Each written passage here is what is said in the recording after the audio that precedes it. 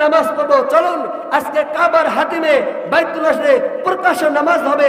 চিল্লা বলেন আল্লাহু আকবার।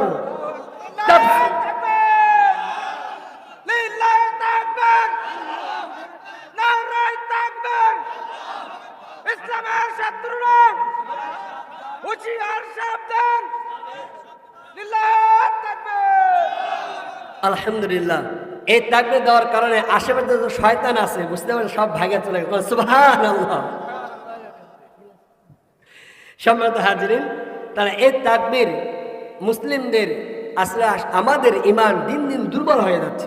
এজন্য কবি বলেন, মুসলিম মোরা ঘুমিয়ে পড়েছি, মুসলিম মোরা ঘুমিয়ে পড়েছি, বিবেকে ঝুলছে তালা,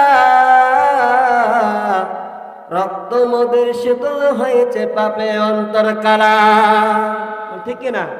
এ ভাবছেন গুনাহ করতে করতে, সুদ খাইতে খাইতে, ঘুষ খাইতে খাইতে, কান দিয়ে গান বাজনা শুনতে শুনতে, চোখ দিয়ে বেগানা নারীর দিকে দেখতে দেখতে কলব এত পরিমাণ আমরা নাপাক করে ফেলেছি। আজ কোরআন ভালো লাগে না,